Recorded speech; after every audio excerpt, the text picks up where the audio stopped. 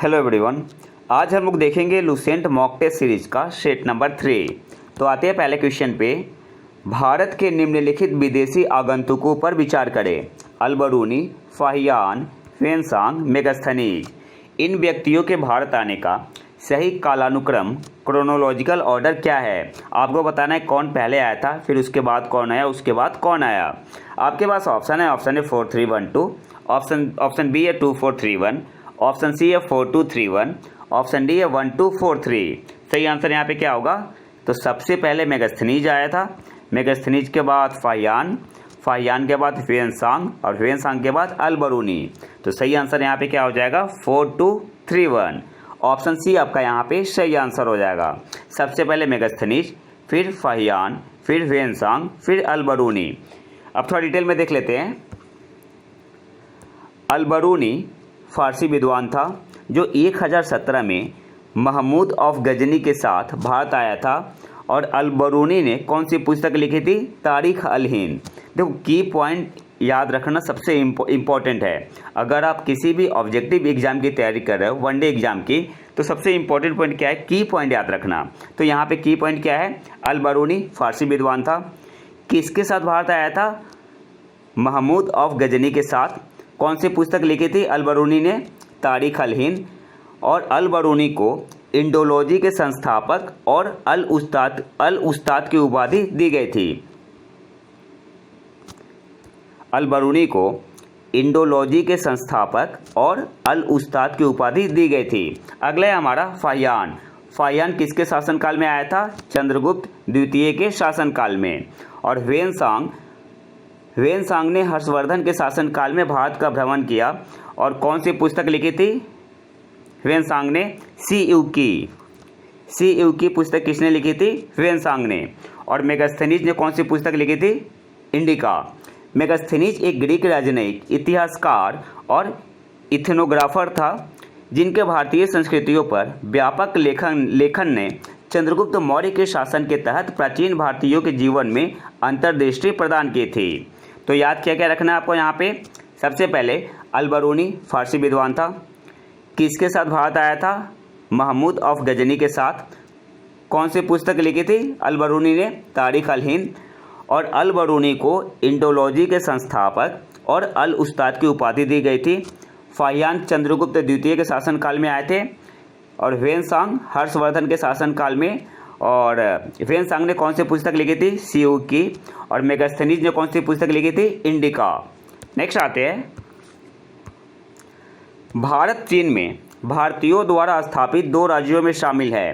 The 2 kingdom established by the Indians in Indo China included. आपके पास option है चंपा और कम्बोज, ऑप्शन बी है चंपा और श्री विजय, ऑप्शन सी है श्री विजय और कम्बोज, ऑप्शन डी है स्वर्ण भूमि और चंपा। सही आंसर यहाँ पे क्या होगा? ऑप्शन ए आपका यहाँ पे सही आंसर हो जाएगा, चंपा और कम्बोज। भारत चीन में भारतीयों द्वारा स्थापित 2 राज्यों में शामिल है। तो ऑप्शन ए आपका यहाँ पे सही आंसर हो जाएगा, चंपा और कम्बोज। अब थोड़ा देख लेते हैं महाजनपद के बारे में। तो बौद्ध ग्रंथ अंगुत्तर निकाय के अनुसार कितने महाजनपद थे? 16 महाजनपद थे। आपसे एग्जाम में पूछ सकता है किस बौद्ध ग्रंथ के अनुसार 16 महाजनपद थे? तो आंसर क्या होगा? अंगुत्तर निकाय के अनुसार।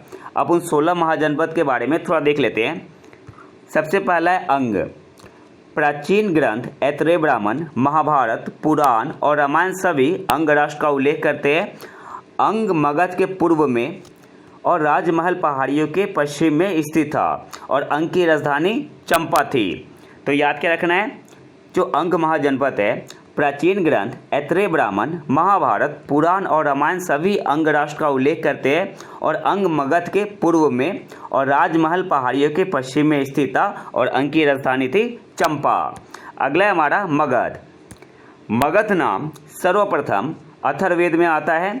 सबसे प्रसिद्ध महाजनपदों में से यह वत्स और अंग के बीच में स्थित था। तो याद क्या रखना है? की पॉइंट क्या है यहाँ पे? जो मगध महाजनपद है यह किन के बीच में स्थित था? तो वत्स और अंग के बीच में। यह उत्तर और पश्चिम में गंगा और सोन नदियों द्वारा, दक्षिण में विंध्य की सीमा से और पूर्व में चंपा नदी से घिरा हुआ था। 5 पहाड़ियों द्वारा संरक्षित राजगिरी या गिरिवर्ज प्रारंभिक मगध की राजधानी थी। बाद में राजधानी को पाटलिपुत्र स्थानांतरित किया गया। याद क्या क्या रखना है? मगध नाम सर्वप्रथम अथर्ववेद में आता है। सबसे प्रसिद्ध महाजनपदों में से यह वत्स और अंग के बीच में स्थित था। कौन सा जनपद? मगध महाजनपद। किसके बीच स्थित था? तो अंग, वत्स और अंग के बीच। यह उत्तर और पश्चिम में गंगा और सोन नदियों द्वारा, दक्षिण में विंध्य की सीमा से और पूर्व में चंपा नदी से घिरा हुआ था। 5 पहाड़ियों द्वारा संरक्षित राजगिरी या गिरिवृक्ष प्रारंभिक मगध राजधानी थी। बाद में कहाँ पे ट्रांसफर कर दिया गया, स्थानांतरित किया गया? पाटलिपुत्र में। नेक्स्ट आते हैं, अगला हमारा है काशी महाजनपद। 16 महाजनपदों में काशी संभवतः सबसे पहला और आरंभ में सबसे शक्तिशाली था। वाराणसी ने इसकी राजधानी के रूप में कार्य किया। प्राचीन काशी उत्तर में वरुणा नदी और दक्षिण में अस्सी नदी से घिरा हुआ था। याद क्या रखना है? काशी की राजधानी वाराणसी, और जो प्राचीन जो काशी थी यह उत्तर में किस नदी से घिरा हुआ था? वरुणा नदी से, और दक्षिण में अस्सी नदी से। अगला है हमारा कौशल। श्रावस्ती उत्तरी क्षेत्र की राजधानी थी और कुशावती दक्षिणी क्षेत्र की राजधानी थी। जो कौशल महाजनपद था तो इसके दक्षिणी क्षेत्र की राजधानी थी कुशावती और उत्तरी क्षेत्र की राजधानी थी श्रावस्ती। कौशल की सीमा पश्चिम में गोमती, दक्षिण में सिंधिका और पूर्व में गंडक जो इसे विदेश से विभाजित करती है, और उत्तर में नेपाल की पहाड़ियों से मिलती है।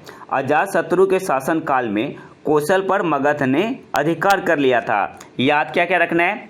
श्रावस्ती, कौशल जो महाजनपद था इसके दक्षिणी क्षेत्र की राजधानी थी कुशावती, उत्तरी क्षेत्र की राजधानी थी श्रावस्ती। कौशल की सीमा पश्चिम में गोमती, दक्षिण में सर्पिका या सिंधिका, पूर्व में गंडक जो इसे विदेश से विभाजित करती है, और उत्तर में नेपाल की पहाड़ियों से मिलती है। और अजातशत्रु के शासनकाल में कौशल पर मगध ने अधिकार कर लिया था। अगला है हमारा वज्जी। जो वज्जी महाजनपद है तिरहुत संभाग में गंगा के उत्तर में स्थित राज्य वज्जियों द्वारा शासित था। यह ज्ञात्रिकगण, लिच्छवियों और विदेहों सहित 8 कुलों का गठबंधन होने का दावा किया जाता है। जो वज्जी महाजनपद था तिरहुत संभाग में गंगा के उत्तर में स्थित राज्य वज्जियों द्वारा शासित था।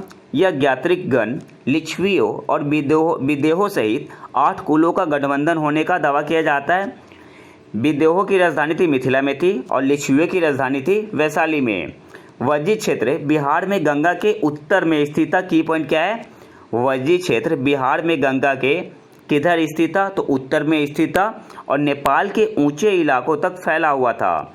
और महावीर ज्ञात्रिक परिवार के थे। अगला हमारा महाजनपद है वत्स। वत्स राज्य उत्तर प्रदेश के इलाहाबाद और मिर्ज़ापुर के आधुनिक जिलों से मेल खाता है। जो वत्स महाजनपद है उत्तर प्रदेश के इलाहाबाद और मिर्ज़ापुर के आधुनिक जिलों से मेल खाता है। इसकी राजधानी थी कौशाम्बी। वत्स की राजधानी कहाँ थी? कौशाम्बी। कौशाम्बी एक बहुत समृद्ध शहर और दक्षिण और पश्चिम से माल और यात्रियों का सबसे महत्वपूर्ण प्रवेश बिंदु था। कौन सा? कौशाम्बी, जो कि वत्स की राजधानी थी। अगला है हमारा अवंती। अवंती ने बौद्ध धर्म के विकास में महत्वपूर्ण भूमिका निभाई। प्रारंभ में उज्जैनी उत्तरी अवंती की राजधानी थी और महिष्मती दक्षिणी अवंती की राजधानी थी। तो पहला पॉइंट जो आपको याद रखना है, जो अवंती महाजनपद है, अवंती ने बौद्ध धर्म के विकास में महत्वपूर्ण भूमिका निभाई थी। प्रारंभ में उत्तरी अवंती की राजधानी थी उज्जैनी और दक्षिणी अवंती की राजधानी थी महिष्मती। बाद में उज्जैनी या आधुनिक उज्जैन एकीकृत अवंती की राजधानी बन गई और अवंती को बेतरावती नदी द्वारा उत्तर और दक्षिण में अलग किया गया था। अवंती को बेतरावती नदी द्वारा उत्तर और दक्षिण में अलग किया गया था। अगला हमारा महाजनपद है गांधार। गांधार का क्षेत्र जो काबुल घाटी तक फैला हुआ था काफ़ी हद तक आधुनिक कश्मीर से मेल खाता था और गांधार की राजधानी कहाँ थी? तक्षशिला में। 6ठी शताब्दी ईसा पूर्व के अंत में फारसियों ने गांधार पर विजय प्राप्त की। नेक्स्ट आते हैं, अगला हमारा महाजनपद है कंबोज।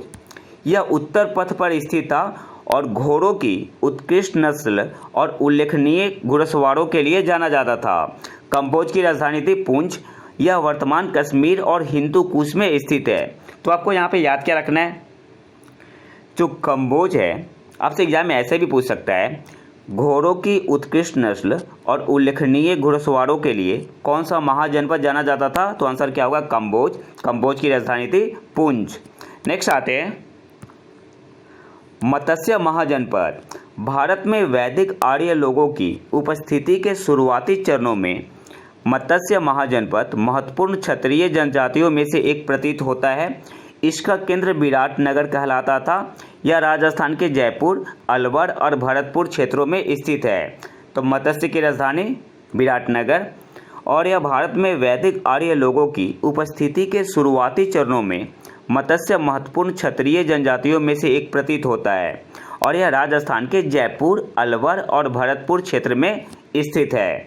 नेक्स्ट आते हैं, अगला है हमारा कुरु।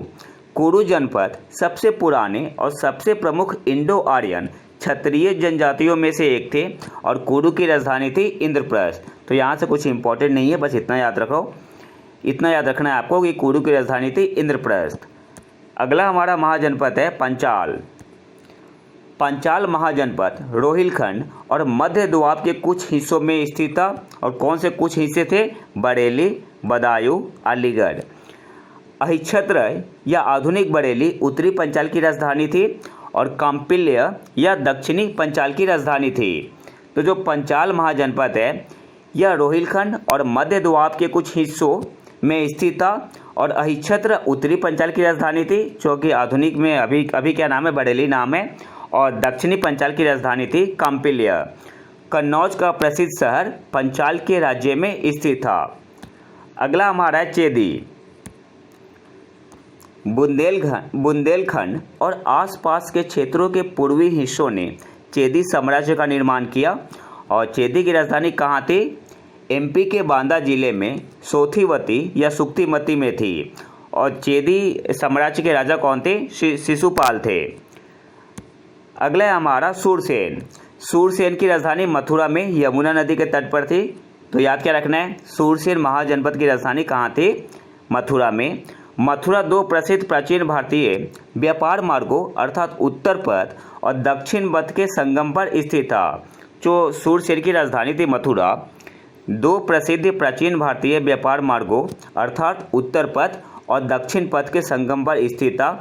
बौद्ध ग्रंथ मधुरा या मथुरा की बात करते हैं, और इसके राजा अवंतीपुरा बुद्ध के शिष्य थे। जो सूरसेन महाजनपद के राजा थे, जिनका नाम था अवंतीपुरा या बुद्ध के शिष्य थे। अगला है हमारा मल्ल। महाभारत के साथ साथ इसका उल्लेख बौद्ध और जैन ग्रंथों में मिलता है। जो मल्ल महाजनपद है, महाभारत के साथ साथ इसका उल्लेख बौद्ध और जैन ग्रंथों में मिलता है। मल्लू का क्षेत्र अपनी राजधानी के साथ दो हिस्सों में बटा हुआ था, और दो राजधानी थी, पावा और कुशीनारा। और आखिरी महाजनपद पे आते हैं अस्मक। अस्मक साम्राज्य गोदावरी नदी के निकट स्थित था। वर्तमान महाराष्ट्र में पाटली या पोतना में इसकी राजधानी थी, और यह विंध्य के दक्षिण में स्थित एकमात्र महाजनपद है। तो इम्पोर्टेंट पॉइंट आपसे पूछ सकता है एग्जाम में कि विंध्य के दक्षिण में स्थित एकमात्र महाजनपद कौन था? तो आंसर क्या होगा? अस्मक। और अस्मक की राजधानी थी पाटली या पोतना। नेक्स्ट आते हैं, निम्नलिखित घटनाओं का सही कालानुक्रम क्रोनोलॉजिकल ऑर्डर क्या है? पहला है आपका मुस्लिम लीग का गठन, formation of Muslim league. Akhil Bharatiya अस्पृश्यता लीग का गठन, formation of all India untouchability league. तीसरा है अखिल भारतीय ट्रेड यूनियन कांग्रेस का गठन, formation of all India trade union Congress. और चौथा है भारतीय राष्ट्रीय कांग्रेस का गठन। तो चौथा तो सबको याद होगा, कब हुआ था? 1885 में। आईएनसी का गठन कब हुआ था? 1885 में। अखिल भारतीय ट्रेड यूनियन कांग्रेस का गठन कब हुआ था? 31 अक्टूबर 1920 को। 31 अक्टूबर 1920 को। अखिल भारतीय अस्पृश्यता लीग का गठन, formation of all India untouchability league का गठन कब हुआ था? ये आपका हुआ था 1932 में। किसने किया था? महात्मा गांधी ने। महात्मा गांधी ने। और मुस्लिम लीग का गठन कब हुआ था? 1906 में। 1906 में। तो सबसे पहले कौन सा आएगा जो सबसे पहले हुआ है? तो सबसे पहले आएगा आपका 4, formation of Indian national Congress 1885 में ही हुआ था, तो सबसे पहले 4 हो जाएगा। इसके बाद आपका होगा मुस्लिम लीग का गठन 1906 में। 4 के बाद क्या हो गया? 1 हो गया। फिर आपका होगा अखिल भारतीय ट्रेड यूनियन कांग्रेस का गठन, formation of all India trade union Congress कब हुआ था? 31 अक्टूबर 1920। तो फिर आपका हो जाएगा 3। और सबसे बाद में कौन सा हुआ था यहाँ पे? Formation of all India untouchability league 1932 में। तो सही सीक्वेंस क्या हो जाएगा? 4 1 3 2। कौन से ऑप्शन में है? ऑप्शन डी में है। तो ऑप्शन डी आपका यहाँ पे सही आंसर हो जाएगा, 4 1 3 2। अब थोड़ा डिटेल में देख लेते हैं। मुस्लिम लीग का गठन 1906 में। Formation of all India untouchability league का गठन हुआ था 1932 में। किसने किया था? महात्मा गांधी जी ने, पूना पैक्ट के बाद। और all India trade union Congress का गठन कब हुआ था? 31 अक्टूबर 1920 में। किसके द्वारा? NM जोशी के द्वारा। और लाला लाजपत राय पहले प्रेसिडेंट थे AITUC के, all India trade union Congress के। इसके अलावा जोसेफ बाप्तिस्ता वाइस प्रेसिडेंट थे। और दीवान चमन लाल क्या थे? जनरल सेक्रेटरी थे। और INC की स्थापना कब हुई थी? 1885 में। नेक्स्ट आते हैं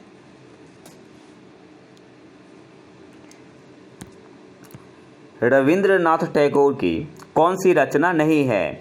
चित्रा, कपाल Kundla, the court dancer, Chitrangada. सही आंसर यहाँ पे क्या होगा? ऑप्शन बी आपका यहाँ पे सही आंसर हो जाएगा, कपाल कुंडला। कपाल कुंडला किसकी रचना है? तो भारतीय लेखक बंकिम चंद्र चट्टोपाध्याय, जो कि एक बंगाली रोमांस उपन्यास है। नेक्स्ट आते हैं मध्याह्न भोजन योजना वित्त पोषित और प्रबंधित है। Mid day meal scheme is financed and managed by. आपके पास ऑप्शन है food and civil supply department of state government.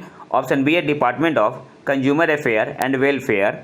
Option C है ministry of programme implementation. Option D है ministry of human resource development, जो कि आजकल शिक्षा मंत्रालय बोलते हैं। तो सही आंसर यहाँ पे क्या होगा? ऑप्शन डी आपका यहाँ पे सही आंसर हो जाएगा, ministry of human resource development. Option D आपका यहाँ पे सही आंसर हो जाएगा। Mid day meal scheme is financed and managed by. तो ऑप्शन डी आपका यहाँ पे सही आंसर होगा, ministry of human resource development. Next आते हैं भारतीय संविधान का अनुच्छेद 249 संबंधित है। Article 249 of the Indian constitution deal with. आपके पास ऑप्शन है emergency power of the president. Option B है dissolution of the Lok Sabha. Option C है administrative power of the parliament. Option D है legislative power of the parliament with respect to a matter in the state list. सही answer यहाँ पे क्या होगा? Option D आपका यहाँ पे सही आंसर हो जाएगा, legislative power of the parliament with respect to a matter in the state list in the national interest. Option D आपका यहाँ पे सही आंसर होगा। नेक्स्ट आते हैं अल्बेडो प्रभाव अपेक्षाकृत अधिक होगा। Albedo effect would be relatively higher in. आपके पास ऑप्शन है early morning and late evening. Option B है early morning only. Option C है नून। ऑप्शन डी है लेट इवनिंग ओनली। सही आंसर यहाँ पे क्या होगा? ऑप्शन ए आपका यहाँ पे सही आंसर हो जाएगा, early morning and late evening. Albedo effect would be relatively higher in. तो ऑप्शन ए आपका यहाँ पे सही आंसर हो जाएगा, early morning and late evening. अच्छा, अल्बेडो इफेक्ट क्या होता है तो इसे डिटेल में थोड़ा देख लेते हैं। Albedo effect, the reflectivity of sunlight on various surface is important in keeping the earth cool। Actually क्या होता है, जो सोलर रेडिएशन आता है, सोलर एनर्जी आती है, तो उसका कुछ भाग, सारा भाग तो अर्थ एब्जॉर्ब नहीं करता है, कुछ भाग या बोल सकते हैं मैक्सिमम भाग क्या होता है, और रिफ्लेक्ट हो जाता है सरफेस के द्वारा। अब जैसे आप यहाँ पे पिक्चर में देख सकते हैं, जैसे फॉरेस्ट से 5 से लेके 20% तक क्या होते हैं, रिफ्लेक्ट हो जाते हैं। फिर जो सॉइल एक्सपोज ग्राउंड है वहाँ से 5 से 30% तक क्या होते हैं, रिफ्लेक्ट हो जाते हैं। सैंड से 20 से 40% तक, ओशियन से 5 से 10% तक, फ्रेश स्नो ऑन आइस 85 से 95% तक क्या होते हैं, रिफ्लेक्ट हो जाते हैं। सी आई से 60% तक। तो ये क्या होता है, इसको क्या बोलते हैं हम लोग, इसको हम लोग बोलते हैं एल्बेडो इफेक्ट है।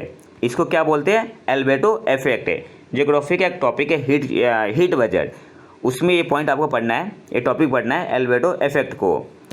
और इसके अलावा तो समझ में आ गया एल्बेडो इफेक्ट क्या है। तो जो सोलर एनर्जी आती है तो उसका मैक्सिमम भाग क्या होता है, रिफ्लेक्ट हो जाता है। पूरा का पूरा अर्थ एब्जर्व कर लेगा तो काफ़ी गर्म हो जाएगा अर्थ। तो मैक्सिमम भाग या कुछ भाग क्या होता है, रिफ्लेक्ट हो जाता है।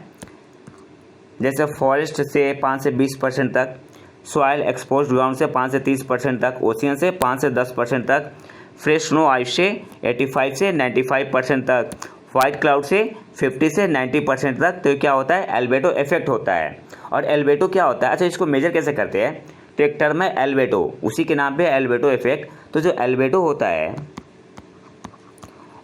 होता है नॉन डायमेंशनल, याद रखना है आपको, ये इंपॉर्टेंट है, नॉन डायमेंशनल और यूनिटलेस क्वांटिटी होता है, जिससे हम लोग मेजर करते हैं एल्बेडो इफेक्ट को, क्वांटिटी होता है। और यह इंडिकेट करता है कि कोई भी सरफेस कितने अच्छे तरीके से सोलर एनर्जी को रिफ्लेक्ट करती है। एल्बेडो क्या होता है, नॉन डायमेंशनल यूनिटलेस क्वांटिटी होता है, और यह इंडिकेट करता है कोई भी सरफेस कितने अच्छे तरीके से सोलर एनर्जी को रिफ्लेक्ट करती है। और एल्बेडो की वैल्यू कितनी होती है, 0 से 1 के बीच में वैरी करती है। जो एल्बेडो की वैल्यू होती है वैरी करता है 0 से 1 के बीच में। अगर 0 है इसका मतलब क्या हुआ, ब्लैक है, 0 है ब्लैक है, 1 का मतलब क्या हुआ, वाइट है, 1 का मतलब क्या हुआ, वाइट है। नेक्स्ट आते हैं,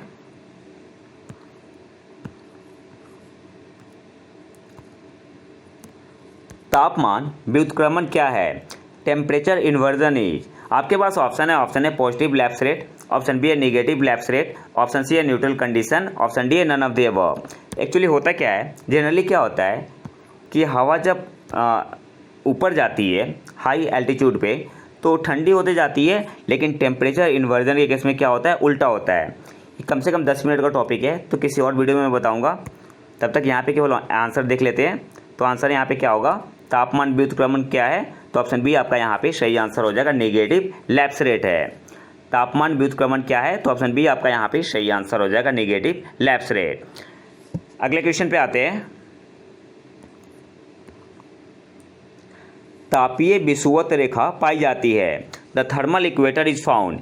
आपके पास ऑप्शन है at the equator, option B है south of the geographical equator, option C है north of the geographical equator, option D है at the tropic of cancer. सही आंसर यहाँ पे क्या होगा,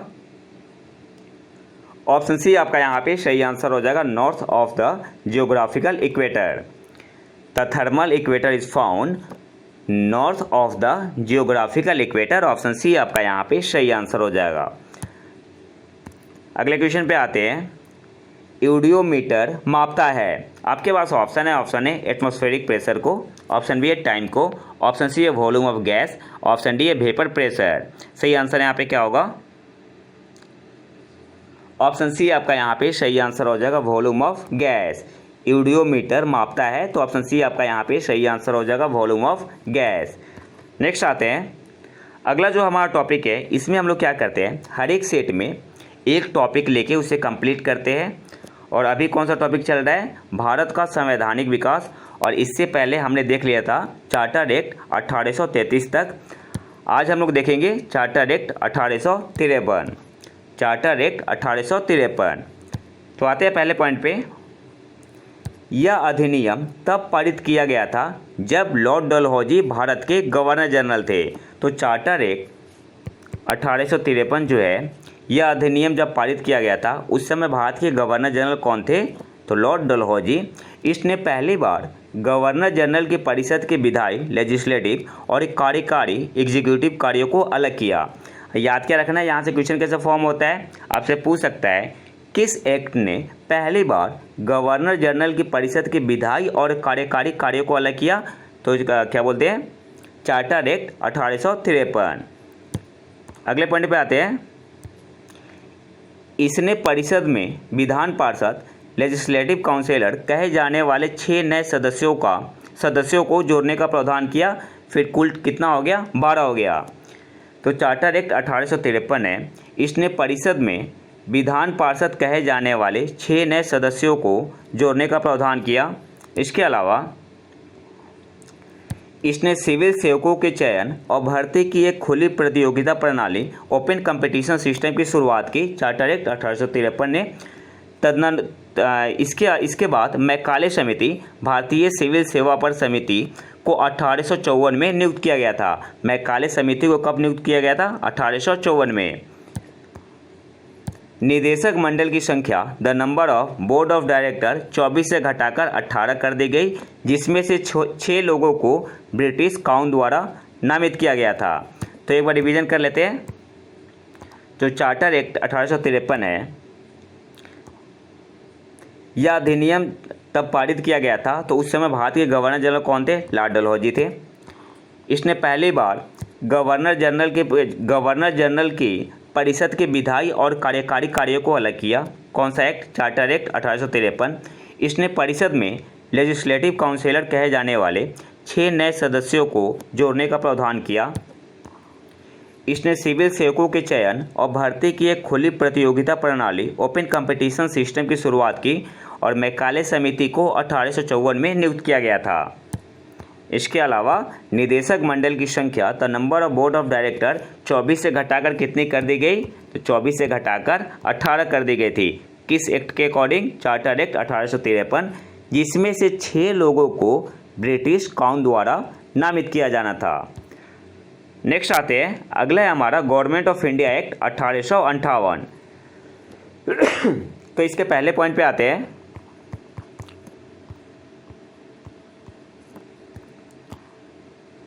पहला पॉइंट है, निदेशक मंडल और नियंत्रण board, court of director and the board of control दोनों को समाप्त कर दिया गया। यहाँ से एग्जाम में क्वेश्चन फ्रेम कैसे होता है? किस एक्ट के तहत निदेशक मंडल और नियंत्रण board, court of director and the board of control दोनों को समाप्त कर दिया गया? तो आंसर क्या होगा? गवर्नमेंट ऑफ इंडिया एक्ट 1858 के तहत।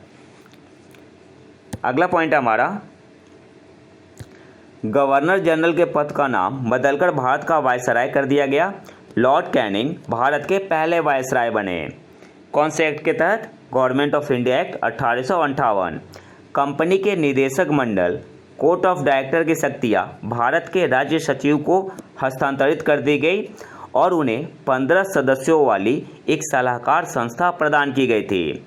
और इस अधिनियम ने विवादास्पद डॉक्ट्रिन ऑफ लैप्स को समाप्त कर दिया। मोस्ट इंपॉर्टेंट पॉइंट है, किस एक्ट ने डॉक्ट्रिन ऑफ लैप्स को समाप्त किया था? तो गवर्नमेंट ऑफ इंडिया एक्ट 1858। तो एक बार फिर से रिवीजन कर लेते हैं। जो गवर्नमेंट ऑफ इंडिया एक्ट 1858 है, इसने court of director and board of control दोनों को समाप्त कर दिया। इसके अलावा गवर्नर जनरल के पद का नाम बदलकर भारत का वायसराय कर दिया। भारत के पहले वायसराय कौन बने थे? Lord Canning. Court of director की शक्तियाँ भारत के राज्य सचिव को हस्तांतरित कर दी गई और उन्हें 15 सदस्यों वाली एक सलाहकार संस्था प्रदान की गई थी। और जो सबसे इम्पोर्टेंट है, इस अधिनियम ने डॉक्ट्रिन ऑफ लैप्स को समाप्त कर दिया।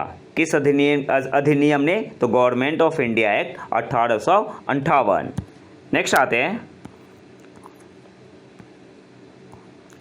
अगला है हमारा भारतीय परिषद अधिनियम 1861, इंडियन काउंसिल एक्ट 1861। तो आते हैं इसके पहले पॉइंट पे। इसे पेश किया गया था क्योंकि ब्रिटिश सरकार कानून बनाने की प्रक्रिया में भारतीय लोगों को शामिल करना चाहती थी। इसने भारतीयों को विधि निर्माण से जोड़कर प्रतिनिधि संस्थाओं की शुरुआत की। किस एक्ट ने? तो भारतीय परिषद अधिनियम 1861 ने। भारतीय परिषद अधिनियम 1861 ने। वायसराय ने कुछ भारतीयों को अपनी विस्तारित परिषद के गैर सरकारी सदस्यों के रूप में नामित किया। अगला पॉइंट है जो भारतीय परिषद अधिनियम है 1861, 1862 में तत्कालीन वायसराय लॉर्ड कैनिंग ने अपनी विधान परिषद में 3 भारतीयों को नामांकित किया। कौन थे 3 भारतीय? बनारस के राजा थे, पटियाला के महाराजा थे और सर दिनकर राव थे। तो याद क्या करना है? 1862 में तत्कालीन वायसराय लॉर्ड कैनिंग ने अपनी विधान परिषद में 3 भारतीयों को नामांकित किया। बनारस के राजा, पटियाला के महाराजा और सर दिनकर राव। और ये सब कौन से एक्ट के तहत हुआ था? तो भारतीय परिषद अधिनियम 1861 के तहत। और इसने बम्बई और मद्रास प्रेसिडेंसी को विधायी शक्तियों को बहाल करके डिसेंट्रलाइजेशन की प्रक्रिया शुरू की। किस एक्ट ने? भारतीय परिषद अधिनियम 1861 ने। तो एक बार रिवीजन कर लेते हैं। जो भारतीय परिषद अधिनियम 1861 है, इसे पेश किया गया था क्योंकि ब्रिटिश सरकार कानून बनाने की प्रक्रिया में भारतीय लोगों को शामिल करना चाहती थी। इसने भारतीयों को विधि निर्माण से जोड़कर प्रतिनिधि संस्थाओं की शुरुआत की। किस एक्ट ने? भारतीय परिषद अधिनियम 1861 ने। इसके अलावा वायसराय ने कुछ भारतीयों को अपनी विस्तारित परिषद के गैर सरकारी सदस्यों के रूप में नामित किया। 1862 में तत्कालीन वायसराय लॉर्ड कैनिंग ने अपनी विधान परिषद में 3 भारतीयों को नामांकित किया। बनारस के राजा, पटियाला के महाराजा और सर दिनकर राव। और इसने बम्बई और मद्रास प्रेसिडेंसी को विधायी शक्तियों को बहाल करके डिसेंट्रलाइजेशन की प्रक्रिया शुरू की।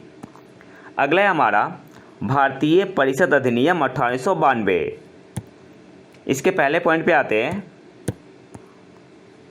कौन सा था? भारतीय परिषद अधिनियम 1892।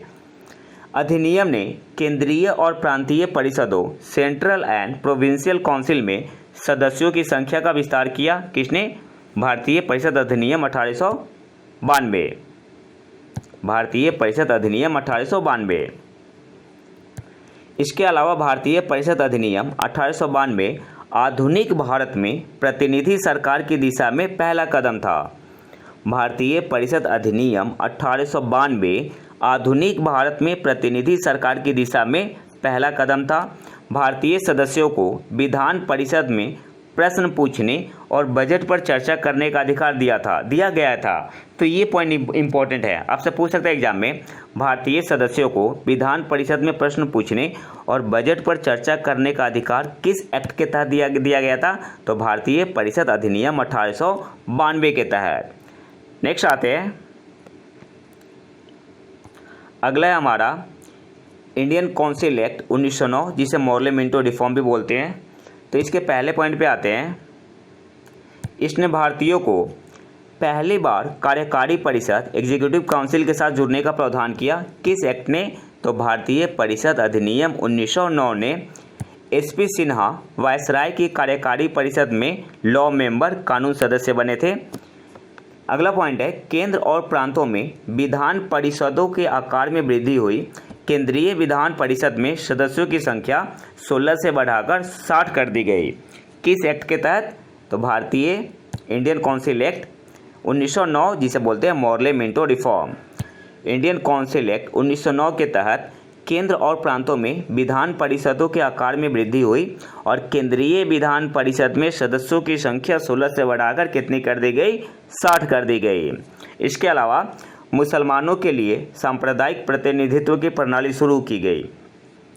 इंडियन काउंसिल एक्ट 1909, और इसे और क्या बोलते हैं? मॉर्ले मिंटो रिफॉर्म भी बोलते हैं। इसके अलावा जो नेक्स्ट पॉइंट है, प्रेसिडेंसी निगमों, वाणिज्य मंडलों, विश्वविद्यालयों और जमींदारों के लिए अलग अलग अभ्यावेदन प्रदान किए गए थे।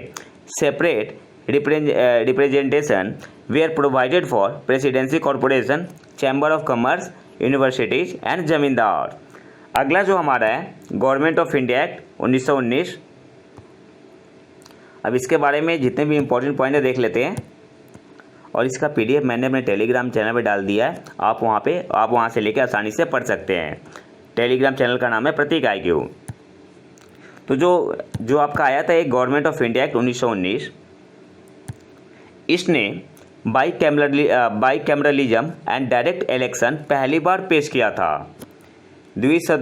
द्विसदनात्मकता और प्रत्यक्ष चुनाव, बाईकैमरलिज्म एंड डायरेक्ट इलेक्शन पहली बार पेश किए गए थे इस एक्ट के तहत? कौन सा? Government of India Act 1919। इसका सेकंड पॉइंट है, इसने केंद्रीय स्तर पर बाईकैमरलिज्म का परिचय दिया। It introduce bicameralism at central level. किस एक्ट के तहत? Government of India Act 1919। अगला है हमारा, वायसराय की कार्यकारी परिषद एग्जीक्यूटिव काउंसिल के 6 सदस्यों में से 3 कमांडर इन चीफ के अलावा भारतीय हो। ये किस एक्ट के तहत था? Government of India Act 1919। Government of India Act 1919 के तहत वायसराय की कार्यकारी परिषद एग्जीक्यूटिव काउंसिल के 6 सदस्यों में से 3 क्या हो? भारतीय हो। अगला पॉइंट है, पृथक निर्वाचिका के सिद्धांत प्रिंसिपल ऑफ सेपरेट इलेक्टोरेट्स को सिखों, भारतीय ईसाइयों, एंग्लो इंडियन और यूरोपीय तक विस्तारित किया गया। किस एक्ट के तहत? गवर्नमेंट ऑफ इंडिया एक्ट 1919 के तहत। 1919 के तहत गवर्नमेंट ऑफ इंडिया एक्ट 1919 के तहत प्रिंसिपल ऑफ सेपरेट इलेक्टोरेट्स को सिखों, भारतीय ईसाइयों, एंग्लो इंडियन और यूरोपीय तक विस्तारित किया गया था। इसने केंद्रीय और प्रांतीय विषयों को सीमांकित और अलग करके प्रांतों पर केंद्र के नियंत्रण को शिथिल कर दिया। तो याद क्या क्या रखना आपको यहाँ से, जो गवर्नमेंट ऑफ इंडिया एक्ट 1919 है, इसने बाईकैमरलिज्म एंड डायरेक्ट इलेक्शन पहली बार पेश किए थे। अगला पॉइंट है, it introduce bicameralism at central level. इसके अलावा वायसराय की कार्यकारी परिषद एग्जीक्यूटिव काउंसिल के 6 सदस्यों में से 3 क्या हो? भारतीय हो, कमांडर इन चीफ के अलावा। अगला पॉइंट है, प्रिंसिपल ऑफ सेपरेट इलेक्टोरेट्स को सिखों, भारतीय ईसाइयों, एंग्लो इंडियन और यूरोपीय तक विस्तारित किया गया। इसने केंद्रीय और प्रांतीय विषयों को सीमांकित और अलग करके प्रांतों पर केंद्र के नियंत्रण को शिथिल कर दिया। ये सब किसकी बात हो रही है? गवर्नमेंट ऑफ इंडिया एक्ट 1919 की। अगला पॉइंट है हमारा, गवर्नमेंट ऑफ इंडिया एक्ट 1919 का प्रोविंशियल सब्जेक्ट को स्थानांतरित सूची और आरक्षित सूची, ट्रांसफर्ड लिस्ट और रिजर्व लिस्ट में विभाजित किया गया था। आरक्षित सूचियाँ राज्यपाल और उनकी कार्यकारी परिषद द्वारा प्रशासित की जाती थी, जो विधायिका के प्रति जवाबदेह नहीं थी, जबकि हस्तांतरित सूचियाँ ट्रांसफर्ड लिस्ट राज्यपाल द्वारा परिषद के प्रति उत्तरदायी मंत्रियों की सलाह पर प्रशासित की जाती थी। तो जो की पॉइंट क्या याद रखना है, गवर्नमेंट ऑफ इंडिया एक्ट 1919 के तहत प्रांतीय विषयों प्रोविंशियल सब्जेक्ट को 2 पार्ट में डिवाइड कर दिया गया था। एक था आपका स्थानांतरित सूची ट्रांसफर्ड लिस्ट और दूसरा था आरक्षित सूची रिजर्व लिस्ट। जो रिजर्व लिस्ट था, आरक्षित सूचियाँ राज्यपाल और उनकी कार्यकारी परिषद द्वारा प्रशासित की जाती थी, जो कि विधायिका के प्रति जवाबदेह नहीं थी। लेकिन जो हस्तांतरित सूचियाँ थी ट्रांसफर्ड लिस्ट राज्यपाल द्वारा परिषद के प्रति उत्तरदायी मंत्रियों की सलाह पर प्रशासित की जाती थी। तो याद किया दोनों में डिफरेंस क्या था? जो रिजर्व लिस्ट था यह विधायिका के प्रति जवाबदेह नहीं थी, जबकि जो ट्रांसफर लिस्ट था हस्तांतरित सूचियाँ राज्यपाल द्वारा परिषद के प्रति उत्तरदायी मंत्रियों की सलाह पर प्रशासित की जाती थी। अगला पॉइंट है इसमें, प्रांतीय बजट को पहली बार केंद्रीय बजट से अलग किया गया। किस एक्ट के तहत प्रांतीय बजट को पहली बार केंद्रीय बजट से अलग किया गया? तो गवर्नमेंट ऑफ इंडिया एक्ट 1919। और इसके अलावा केंद्रीय लोक सेवा आयोग की स्थापना की गई थी। तो ये हमने देखा गवर्नमेंट ऑफ इंडिया एक्ट 1919 को। अगला है हमारा government of India act of 1935। इसके पहले पॉइंट पे आते हैं। इसने प्रांतों और रियासतों को इकाइयों के रूप में मिलाकर एक अखिल भारतीय संघ की स्थापना का प्रावधान किया। किस एक्ट ने? Government of India act 1935। अगला पॉइंट है इसमें, अधिनियम ने 3 सूचियों के संदर्भ में केंद्र और इकाइयों के बीच शक्तियों को विभाजित किया। Federal list, provincial list and the concurrent list. और जो अवशिष्ट शक्तियाँ थी यह वायसराय को प्रदान की गई। अगला पॉइंट है, इसने प्रांतों में डायर के द्वैध शासन को समाप्त कर दिया और इसके स्थान पर प्रांतीय स्वायत्तता प्रोविंशियल ऑटोनॉमी की शुरुआत की। किस एक्ट ने? गवर्नमेंट ऑफ इंडिया एक्ट 1935 ने। इसके अलावा बाईकैमरलिज्म को 6 प्रांतों बंगाल, बॉम्बे, मद्रास, बिहार, असम और संयुक्त प्रांत में पेश किया गया था। गवर्नमेंट ऑफ इंडिया एक्ट 1935 के तहत बाईकैमरलिज्म को 6 प्रांतों बंगाल, बॉम्बे, मद्रास, बिहार, असम और संयुक्त प्रांत में पेश किया गया था। इसने 1858 के भारत सरकार अधिनियम द्वारा स्थापित काउंसिल ऑफ इंडिया भारत की परिषद को समाप्त कर दिया और भारत के राज्य सचिव को सलाहकारों की एक टीम प्रदान की गई थी। अगला पॉइंट हमारा, इसने देश की मुद्रा और साख को नियंत्रित करने के लिए भारतीय रिजर्व बैंक की स्थापना का प्रावधान किया। Important point. इसके अलावा दलित वर्गों, महिलाओं और श्रमिकों के लिए पृथक निर्वाचन मंडलों का विस्तार किया। तो याद क्या क्या रखना है आपको यहाँ पे, जो government of India act of 1935 है, इसमें पहला पॉइंट है, इसने प्रांतों और रियासतों को इकाइयों के रूप में मिलाकर एक अखिल भारतीय संघ की स्थापना का प्रावधान किया। अधिनियम ने 3 सूचियों के संदर्भ में केंद्र और इकाइयों के बीच शक्तियों को विभाजित किया, federal list, provincial list and the concurrent list, और जो अवशिष्ट शक्तियाँ थी यह वायसराय को प्रदान की गई। इसने प्रांतों में द्वैत शासन डायरकी को समाप्त कर दिया।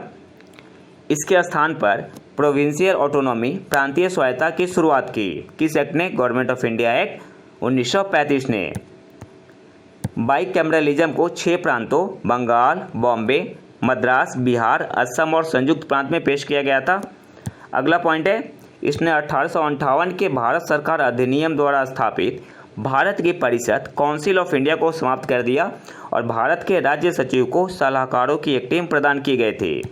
इसके अलावा जो आरबीआई की स्थापना हुई थी गवर्नमेंट ऑफ इंडिया एक्ट 1935 के तहत ही हुई थी। और जो आखिरी पॉइंट है, दलित वर्गों, महिलाओं और श्रमिकों के लिए पृथक निर्वाचन मंडलों का और विस्तार किया गया था। किस एक्ट के तहत? गवर्नमेंट ऑफ इंडिया एक्ट 1935 के तहत। नेक्स्ट आते हैं, अगला जो हमारा पॉइंट है,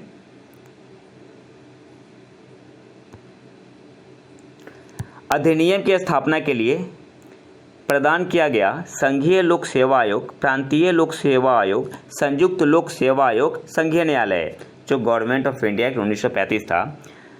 this act provided for setting up federal public service commission, provincial public service commission, joint public service commission and federal court. किस एक्ट के तहत हुई थी सब? गवर्नमेंट ऑफ इंडिया एक्ट 1935 के तहत प्रोवाइड हुआ था। और आखिरी पॉइंट यहाँ पे है, इस अधिनियम ने बर्मा को ब्रिटिश भारत से अलग कर दिया और 2 नए प्रांत सिंध और उड़ीसा की स्थापना की। तो किस एक्ट के तहत, आपसे यह पूछ सकता है, किस एक्ट के तहत बर्मा को ब्रिटिश भारत से अलग किया गया था? तो आंसर क्या होगा? गवर्नमेंट ऑफ इंडिया एक्ट 1935 के तहत, और 2 नए प्रांत सिंध और उड़ीसा की स्थापना की थी। अगला हमारा टॉपिक है मैथमेटिक्स, जिसमें हम लोग 5 अच्छे क्वेश्चन मैथ्स के देखते हैं। तो आते हैं पहले क्वेश्चन पे। क्वेश्चन क्या है? If x be real then find the minimum value of 2x square minus 5x minus 3 and also find the corresponding value of x। देखो आपसे क्वेश्चन में पूछ रहा है ना, एक क्वाड्रेटिक इक्वेशन गिवन है 2x square minus 5x minus 3, इसकी मिनिमम वैल्यू क्या होगी और x की किस वैल्यू के लिए मिनिमम होगी, दोनों पूछ रहा है।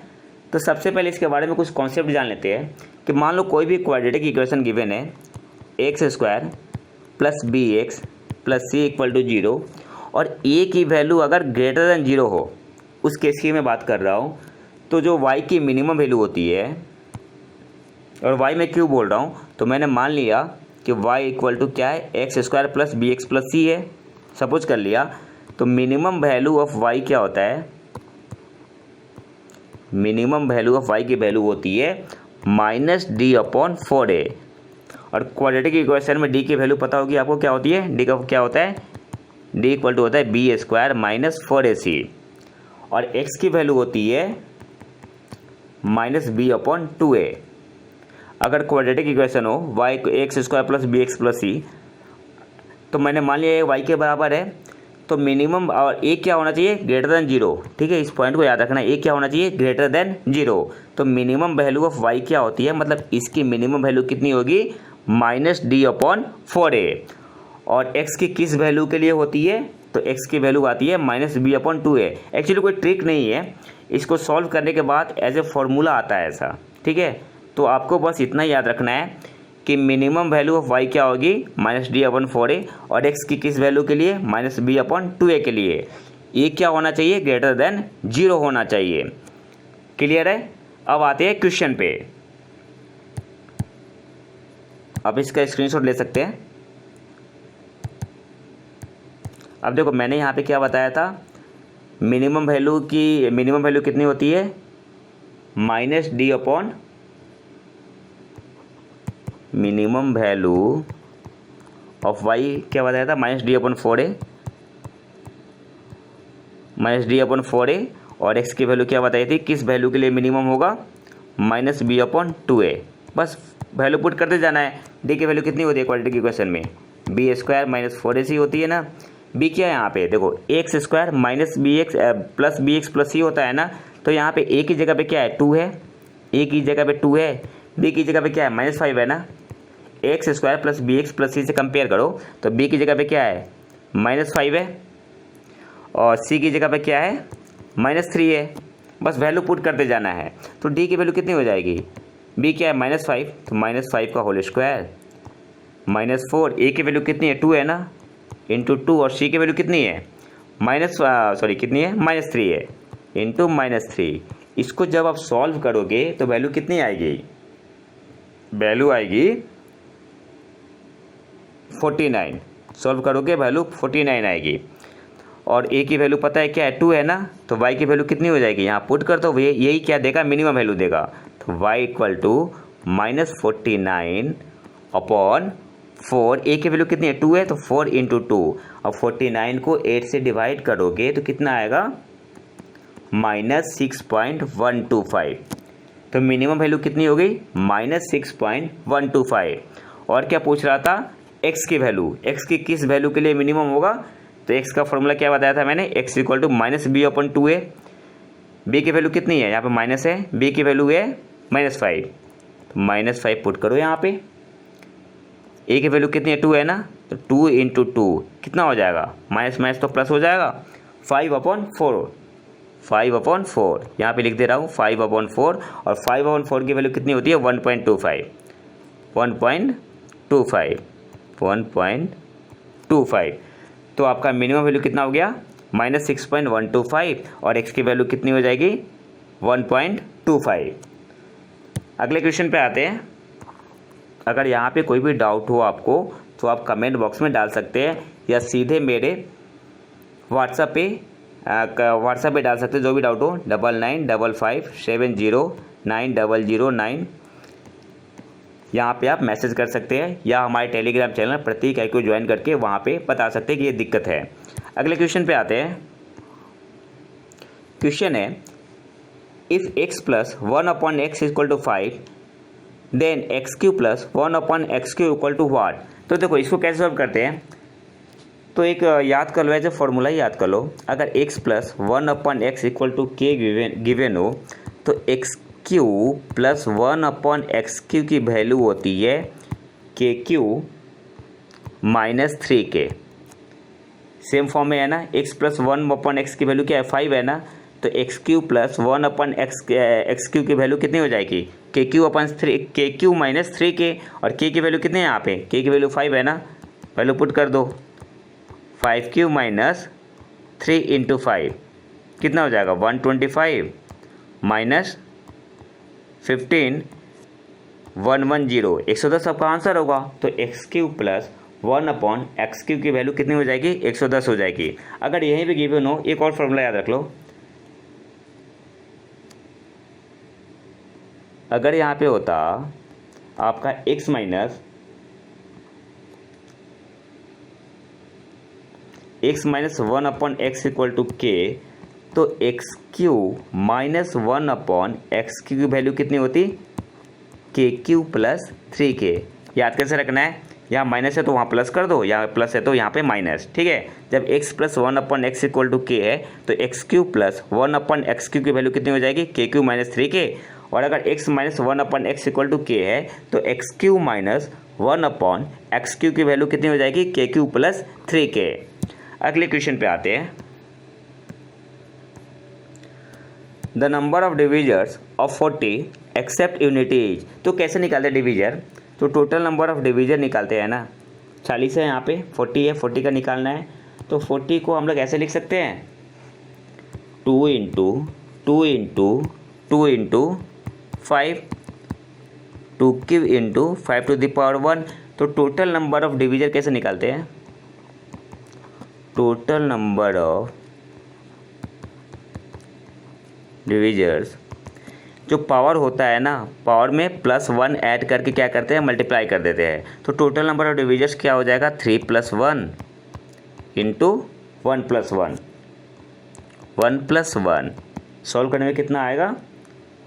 4 इंटू 2 8। ठीक है, इसमें ये तो हमने निकाला टोटल नंबर ऑफ डिविजर्स। पूछ क्या रहा है? Accept unity. तो यूनिटी को निकाल देना है, और जो टोटल नंबर ऑफ डिविजर्स निकालते हैं ना, तो इसमें यूनिटी भी इंक्लूड होता है।